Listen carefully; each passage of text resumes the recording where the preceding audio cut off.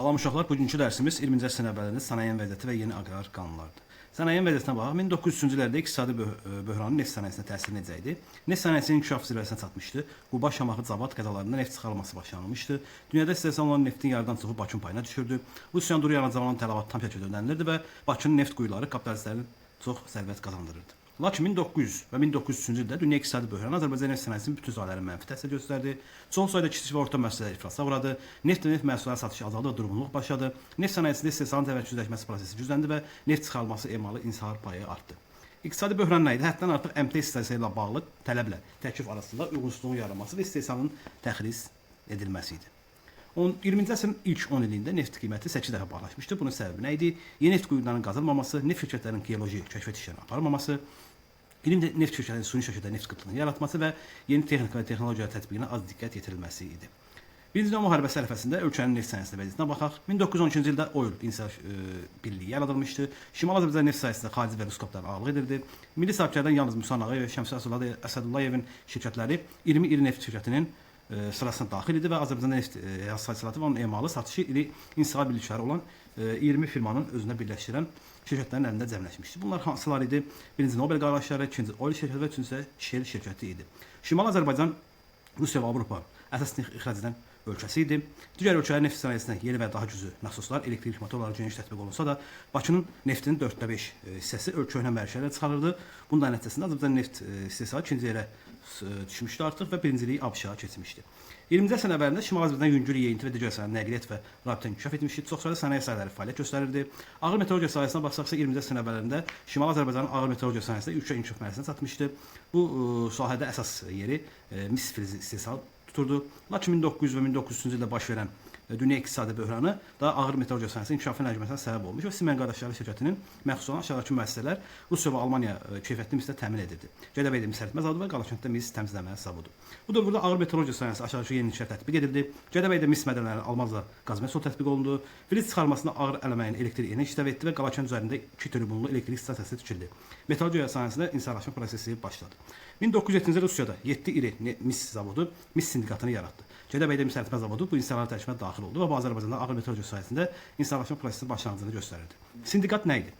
Bir neçə müəssisənin məhsulun qiymət xam alınmasına satış bazarı məsələsi üzrə razılaşdığı birlik sayılırdı. 20-ci əsrin əvvəlində Şimali Azərbaycan yüngül və yeni sənayesində ipək sənayesinə aiddir.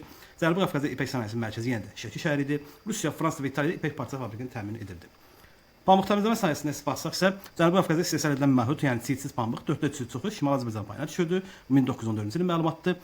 Təmizləmə sənayesində qoyulan kapitalın böyük hissəsi Hacı Zeynalabdin Tağıyev və Mahmud Bəyov qardaşlarının məxsus idi. Və Cənubi Qafqazda 5 pambıq fabrikinin 4-ü milli burjaziyaya məxsus idi. Balıq sənayesinə baxsaq isə əsas hissəsinin yəni 70%-ni Azərbaycan sahibkarlar Tağıyev, Muxtarov və Nağıyevin hissələri idi və balıq və kürü Rusiya, ABŞ, Almaniya, Fransa, Polşaya ixrac edilirdi. İstehsal həcmi və fəhlənin sayına görə neft sənayesindən sonra ikinci yeri tuturdu balıq sənayesi. 1914-cü il məlumatlarına görə Cənubi Qafqazda istehsal olunan şərab, konyak, spirt istehsalının çox hissəsi Şimali Azərbaycan zavodlarla emal olunurdu. 20-ci əsrin əvvəllərində Bakı yük limanı dövriyyəsinə görə Rusiya fənasının birinci yeri tutdu. 1912-ci ildə Bakı və Tiflis arasında birbaşa telefon xətti çəkildi. Və 1913-cü ildə Şimali Azərbaycanda 2,5 milyon nəfər, Bakıda isə 300 mindən çox əhali yaşayırdı. Bakıda əhalinin sürətlə artması su problemini çətinləşdirirdi. Duma bu problemin mərkəzinə ermənilər qarşı çıxırdı. Çünki işgüzar ermənilər Kür və Volqadan gəmi ilə su gətirirdi və 1917-ci ildə Hacı Zeynalabdin Tağıyevin səyi nəticəsində Şollar suyu çəkilməsi, yəni su kəmərinin çəkilməsi başa çatdırıldı və bu kəmər açılışı Bakıda böyük bayrama çevrildi. Murtuza Muxtarov haqqında nə deyək? Murtuza Muxtarov Bakı Gümrüzəsi və Dağıstandakı Temirxan Şura şəhərindəki qız məktəbinin qəyyumi idi. Vladikavkaz şəhərində məscid, Kislovskda möhtəşəm binalar tikdirmişdi. Muxtarovun Mərcan yaxınlığındakı bağ evi Sovet dövründə Dednoparka çevrilmişdi. Dednopark nə idi? Müxtəlif coğrafi zonalara məxsus ağac və kolların becərildiyi yer sayılırdı. İndi kənd təsərrüfatına baxaq, yeni aqrar qanunlara baxaq. Çar hökumətinin köçürmə siyasətini davam etdirməsi yenə var idi. Azərbaycanda ilk dəfə rusların köçürülməsi biz dedik ki 1930-cu illərində, sonra isə 20-ci əsrin 70-90-cı illərə həyata keçirilmişdi. 20-ci əsrin əvvəllərində Çar hökumətinin köçürmə siyasətini davam etdirirdi. Köçürülən ruslar yerli kəndlər hesabına torpaqla təmin olunurdu. Köçürülən rus əsilli ən çox da Bakı Quberniya üzərində Zavad qəzasında Muğandağı yerləşdirildi. Bu dövrdə təkcə Muğanın köçürülən rus kəndlər 44 min desetin yaralı torpaq sayısı ayrılmış və 49 rus kəndi salınmışdı. Rusiyanın köçürmə siyasəti etnik münaqişəyə zəmin yaratdığı üçün yerli kəndlərdən qorumaq üçün Muğanda rus kəndlərinə Çar hökuməti rəsmi qaydada odlu silah vermişdi. 20-ci əsrin əvvəlində Şimali Azərbaycan kənd təsərrüfatına baxaq. Əsas sahələr yenə də əkinçilik və maldarlıq idi. Ölkəyə yararlı torpaqların çoxu taxıl əkilirdi. Yüksək gəlir gətirən texniki bütçəyə becərməsi sürətlə artmaqda idi. Çay sessiyanın əsas mərkəzi Lənkəran qəzası idi. Pambıqçılıqda maşın və traktordan istifadə edilir və zərgərə əkin üsulu tətbiq olunurdu. Kənd təsərrüfatı texniki mülkədar və qolçomaq təsərrüfatında işlənilirdi. Üzüm və tut bağlarının salınması, tütün əkilməsi sürətlə genişlənmişdi. Birinci Dünya müharibəsi ərəfəsində Cənubi Qafqazda istehsal edilən xam ipəyin 2/3-ü ölkəmizə verilirdi. Yəni ölkəmiz tərəfindən verilirdi. Xam ipəyin bir hissəsi yerli fabriklərə emal edilir, böyük bir hissəsi isə Rusiya və xarici ölkələrə ixrac olunurdu. Azərbaycan kəndlərində yeni kənd təsərrüfatı texnikası və traktorlardan istifadə adi hal almışdı. Yəni artmışdı. 19-cu əsrin sonunda Rusiya kəndlərinin 3/8-ni təşkil edən dövlət kəndləri üçün aşağıdakı səbəblərlə islahat keçirməyə məcbur oldu. Yəni aşağıdakı səbəblərə görə kəndin çıxışlarının artması və qaçaqçılıq hərəkatının güclənməsi idi. 20-ci əsrin əvvəllərində dövlət torpaqları kapitalizm məcburiyyəti yaranmağa rəng etməsinin səbəbi isə bunlar idi ki, 1853-də dövlət kəndlərin köçmə hüququnun ləğv edilməsi, 1840 və 1870-ci il aqressiyaları dövlət kəndlərinə aid olmaması, ağır vergilər, mülkələr və qorxusamaqları dövlət torpaqlarının öz başına ələ keçirməsi, hökumətin dövlət kəndlərinə aid siyasətinin keçirilməsinin ləngitməsi və gecikdirməsi idi. Yeni aqrar qanunlara baxan 1900-cü il mayın 1-də Cənubi Qafqaz dövlət kəndlərinin torpaq quruluşu haqqında qanun qəbul edildi. Qanunun məqsədi nə idi? Torpaq münasibətlərini nizamlamaq idi.